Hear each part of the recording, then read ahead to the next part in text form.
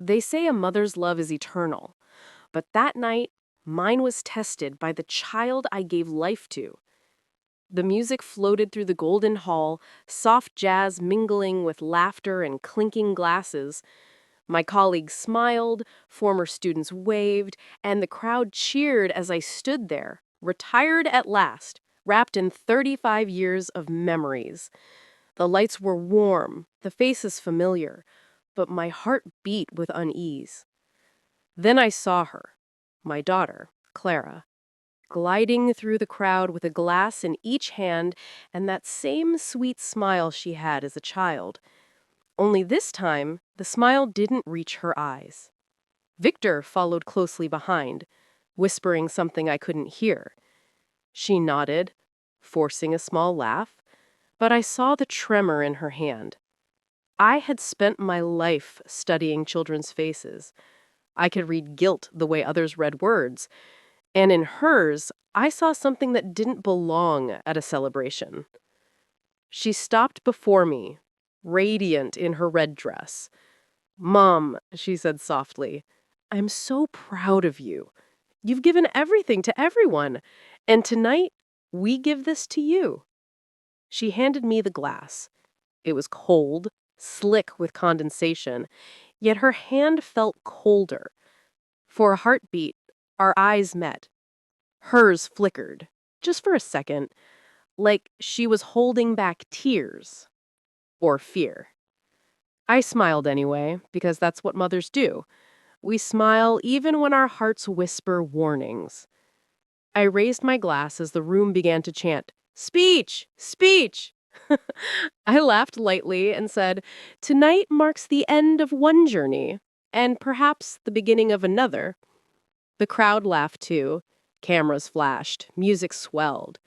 But even through the noise, I could hear my own pulse louder than the band. Something in me said, "Don't drink." I looked down at the golden liquid swirling under the lights and saw her reflection, her trembling lip, her widened eyes, and in that reflection, I saw fear. Not mine, hers. I turned to her and forced another smile, the kind that hides more than it shows. Around us, people lifted their glasses high, cheering my name, celebrating my legacy. I should have felt proud. Instead, I felt watched. The air grew heavy, the laughter distant, the music somehow slower. Time stretched thin as I held the glass inches from my lips. My fingers tightened around it, not out of joy, but instinct. You know how people say your instincts never lie? Mine were screaming, but love makes you deaf. So I smiled, pretending nothing was wrong, pretending not to see the panic flicker across my daughter's face. And as the crowd cheered, as Victor's hand brushed hers, and the golden lights blurred into a dizzy haze of sound and color, I whispered to myself, they thought they were toasting to my peace. I was toasting to my survival. Then I lifted the glass slightly higher, watching the bubbles rise like tiny secrets escaping. The camera flashes froze that moment forever, my last smile before everything changed. I saw the reflection of fear in her glass, and it wasn't mine. For most of my life, I thought sacrifice was the same thing as love. I was a single mother, a teacher, and later a principal, responsible for hundreds of children who looked up to me, called me wise, and trusted me with their hearts. But when I came home at night, there was only one child waiting, and I rarely made it before she fell asleep. My daughter, Clara, grew up in the glow of my success, but the shadow of my absence. I told myself I was doing it for her, working overtime so she could have what I never did. I built a house, bought her books, and filled her room with toys, but I never noticed how empty it felt when I wasn't there to play with her. She was quiet as a girl, always drawing or sitting by the window, waiting for me to return.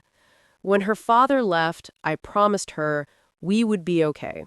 And we were, financially at least. But emotionally, something between us cracked that day and never fully healed. I tried to fill that crack with discipline, then with gifts, then with silence. I didn't know how to be both strong and gentle back then. I only knew how to survive. By the time she turned 20, she had already learned how to live without me. She moved to another city for work and rarely called. When she did, her tone was polite, almost rehearsed. I'd ask about her life, her friends, her plans, and she'd answer in half sentences. Once, I heard laughter in the background and asked, "Who's that?" She paused, then said, "Just someone new." That someone was Victor. The first time she brought him home, I wanted to like him. He was charming, well-dressed, full of stories about business and success. He called me Ma with such warmth that it disarmed me. But beneath his smile, I sensed calculation. His compliments were practiced, and his eyes studied everything. Our house, the paintings, the family photographs, as though measuring their worth. Still, Clara looked at him like he was her world. How could I argue with that? After all, I had never made her feel like she was mine. Months passed, and my daughter began to change. She grew more confident, but colder. She talked about investments, partnerships, and freedom. She started wearing brighter colors, bolder makeup, as if reinventing herself into someone I barely recognized. I wanted to believe she was just maturing, finding her own path, but every time Victor's name came up, I saw the same flicker of unease in her eyes that I'd later see the night of the party. We argued one evening when I asked if he was treating her well. She snapped, "You don't get to question my choices. You were never really here for me anyway." Her words landed like stones. I wanted to defend myself, but I didn't, because she was right. I had given her everything but presence. I watched her leave that night, slamming the door behind her, her car lights vanishing down the road like the last traces of our bond. A few weeks later, she called me unexpectedly. Her voice was softer, apologetic, like she was trying to make peace. "Mom, Victor and I want to come to your retirement party. You've done so much. You deserve to be celebrated." I smiled, though my heart trembled. "Of course, darling. I'd love that." But as soon as the line went dead, something inside me shifted. A whisper I couldn't silence crept through my mind. When she said Victor would join the celebration, something in me turned cold. It was the Thursday before my retirement party when the letter came. I was sitting at the dining table, going through old photos to display at the celebration, when I heard a faint sound, paper sliding across the floor. At first, I thought it was the wind pushing in a stray leaflet from the street. But when I walked to the door, there it was. A plain white envelope with no name, no stamp, just a few shaky words scrawled in black ink. "Be careful what you drink." That was all. No greeting, no signature. Just a warning. My hand trembled slightly as I picked it up. It felt absurd, something out of one of those crime stories I used to watch when I couldn't sleep. I looked outside, but the street was empty. Evening light had faded into gold and purple streaks across the sky, and the only movement came from the curtains swaying in the breeze. For a moment, I almost laughed. Maybe it was a prank from one of my colleagues, or a silly attempt by a student who heard about my big night. But as I placed the note on the table, I couldn't stop staring at the words. The handwriting was uneven, almost urgent, like it had been written in a hurry. I tried to distract myself by calling Clara. She didn't pick up. I sent her a message asking about the guest list for the event. Hours later, she replied with a short, "Everything's set, Mom. Don't stress." That was all. No heart, no signature, just words. Something in that briefness felt like distance, a distance that had turned into habit. I told myself not to worry. Still, I left the letter on the kitchen counter as if keeping it in sight would somehow keep me safe. The next day, Victor called. His voice was smooth, but too careful. "Good evening, Ma," he said. "Clara's been running around with party arrangements. We want you to rest, okay?" His tone was polite, but something in the way he said rest sounded like an order. He asked about the venue, the drinks, the seating plan. His questions felt rehearsed, like he was collecting details. When I said I was fine and everything was already handled, he chuckled softly. "Good, Ma. That's good." Then he hung up before I could reply. That night, sleep felt impossible. Every sound in the house seemed louder. The creak of the floor, the hum of the refrigerator, the ticking clock by my bed. When I finally drifted off, I dreamed of champagne. The hall was glowing, the glasses endless. I raised one to my lips, but the moment I drank, the liquid turned heavy. It wasn't champagne. It was thick, dark, suffocating. I gasped for air, but bubbles filled my throat. I saw faces cheering around me, their mouths moving without sound, and in the center, Clara stood, smiling, her face blurred by light. I woke up choking, drenched in sweat, my heart pounding so hard I thought it might burst. It took me a moment to realize I was in my bed, alive, safe. Or so I told myself. I got up to the kitchen for water. The house was quiet, but the letter still sat on the counter. I stared at it for a long time. The ink had smudged slightly, like someone had written it with trembling hands. I wanted to throw it away, to laugh it off again. But something in my gut whispered, "Keep it." So I folded it carefully and slipped it into the drawer where I kept important papers. I tried to shake it off, but unease clung to me, like humidity before a storm. The morning of the event arrived. Sunlight poured through my curtains, bright and warm, almost mocking. I felt calmer, almost foolish for worrying. I put on my blue gown, fixed my hair, and placed my retirement invitation on the table next to my purse. That's when I noticed it. At the bottom of the invitation, in faint handwriting, barely visible against the printed text, were 5 words written in the same uneven scrawl as the letter. "Be careful what you drink." I told myself it was just a nightmare until the same handwriting appeared on my invitation. The party was alive with music and golden light. Laughter filled every corner, glasses shimmered in people's hands, and the scent of roses and champagne mingled in the air. My colleagues toasted to my years of service, my students hugged me, and the mayor himself gave a short speech about dedication and legacy. I smiled, nodded, thanked them all, but beneath my calm expression, my heart refused to rest. I felt the same uneasy rhythm I'd felt when I first read that letter. Every laugh sounded distant, every cheer slightly hollow. And then I saw her. Clara. She stood at the far end of the room, beside Victor, holding 2 champagne flutes. Her dress glimmered under the lights, red like a warning, red like danger. Victor leaned close to her ear, whispering something I couldn't hear. Her hand trembled slightly. When she turned toward me, her smile was perfect again, but I'd learned that perfection was its own disguise. The crowd parted as she approached, moving with slow, graceful steps, her heels clicking against the marble like a countdown. I could feel every heartbeat inside my chest. People clapped as she came closer, expecting another sweet mother-daughter moment. She stopped before me, offering one of the glasses. "To you, Mum," she said softly. "To everything you've done." I took the glass, feeling the chill of it against my palm. Our eyes met.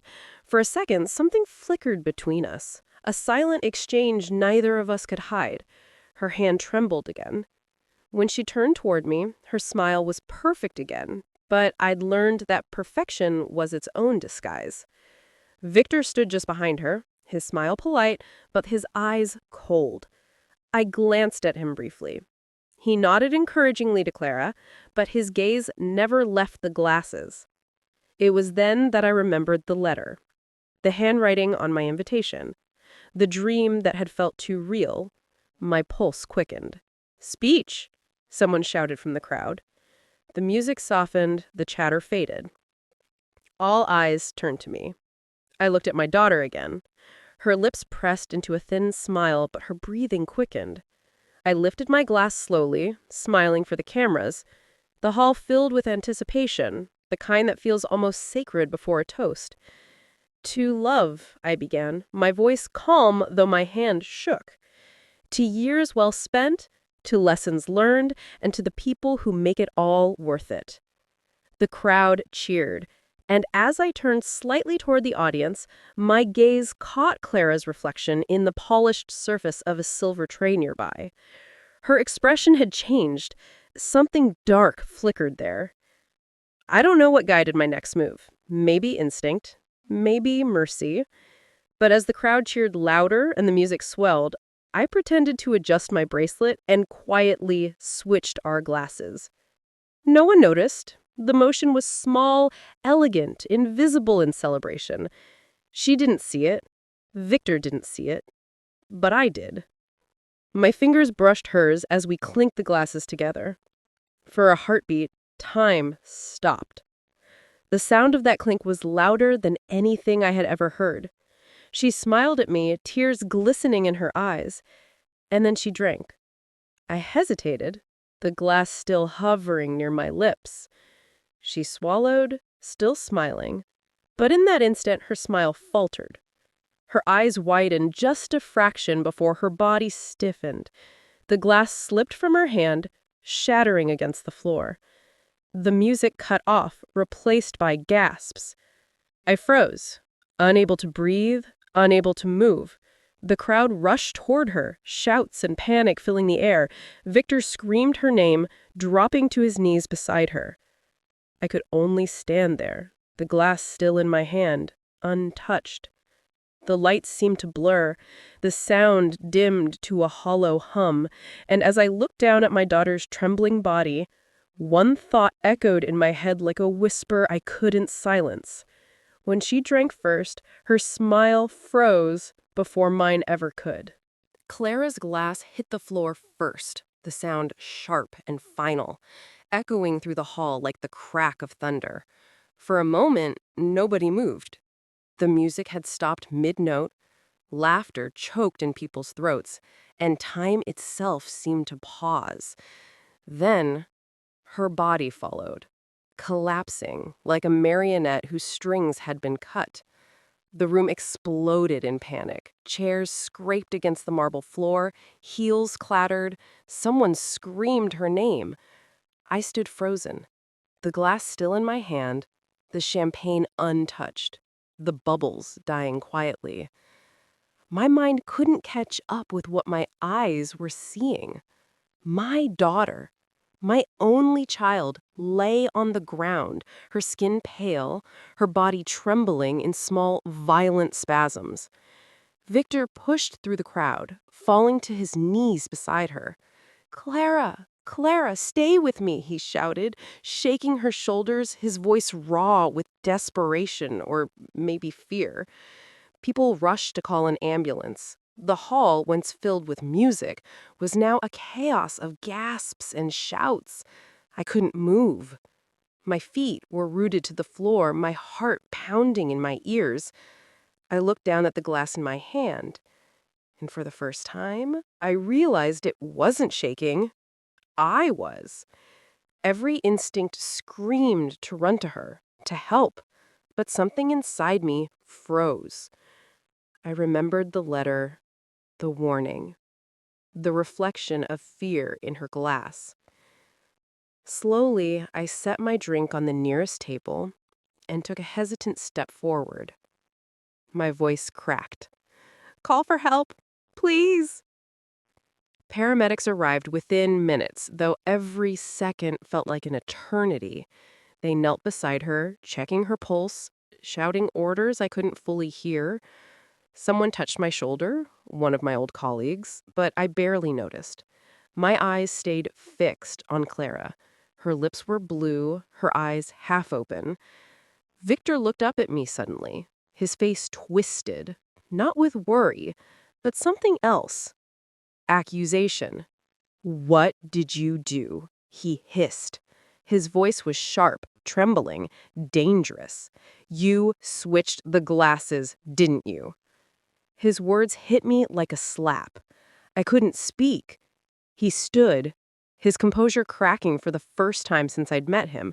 "You killed her," he shouted, grabbing my arm. A few men rushed forward, pulling him away. The police arrived soon after. They asked to speak to him privately. Minutes later, I heard shouting from the hallway, then chaos. Victor tried to run. He didn't make it far. I never saw what happened next, only heard the commotion, the crash, the voices shouting for help. By the time they let him past me, his wrists were in cuffs, his face pale and sweating. One of the officers turned to me and said quietly, "He confessed. It was meant for you." My world tilted. My breath caught in my throat. I sat there for a long moment, unable to move. Somewhere down the hall, Clara was alive, breathing, clinging to life she had almost lost for someone else's greed. I wanted to feel anger, grief, relief, all of it. But I felt nothing.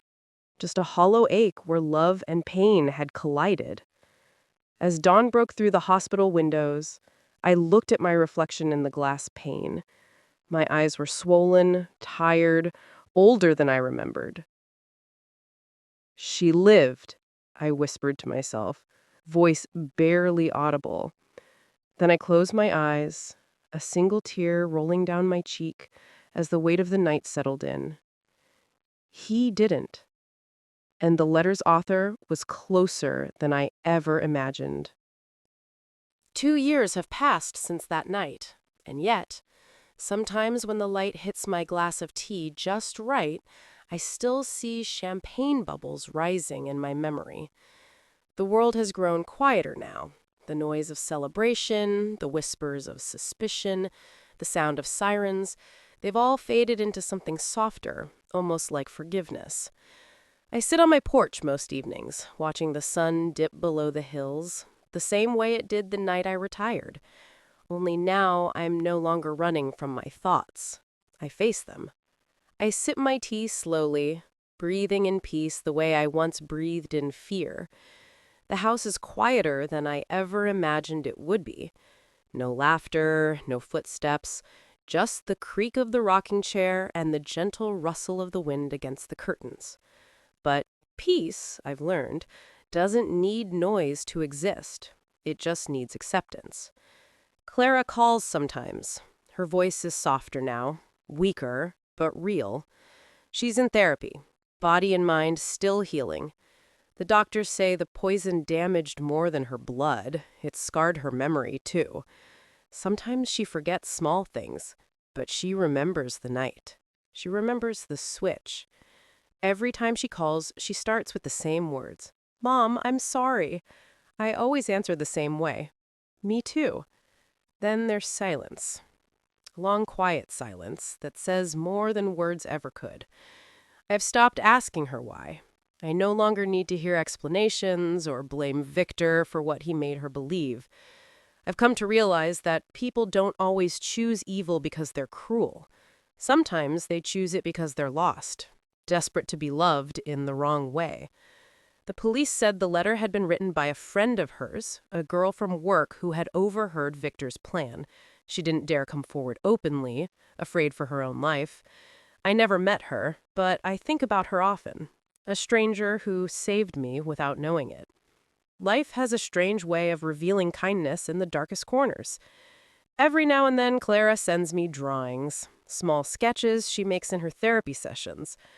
One was of two glasses clinking together under a glowing light. Beneath it she wrote, "You switched it, but maybe God did too."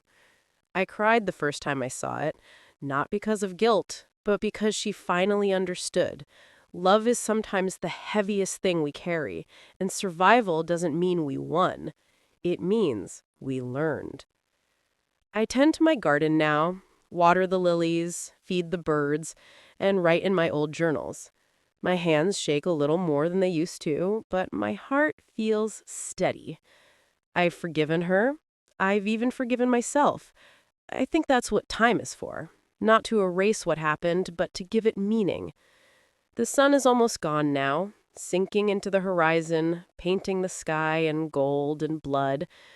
I lift my cup of tea, the steam curling up like quiet ghosts of the past. Somewhere out there, Clara's probably looking at the same sky, maybe holding her own cup, maybe whispering my name. I hope she's found peace, even if it came the hardest way possible. I take one last sip, the evening breeze brushing against my cheek, and smile faintly at the reflection in the tea's surface. My voice is calm, but it carries every ounce of truth I've learned. You never know who's holding the poison until the glass is raised.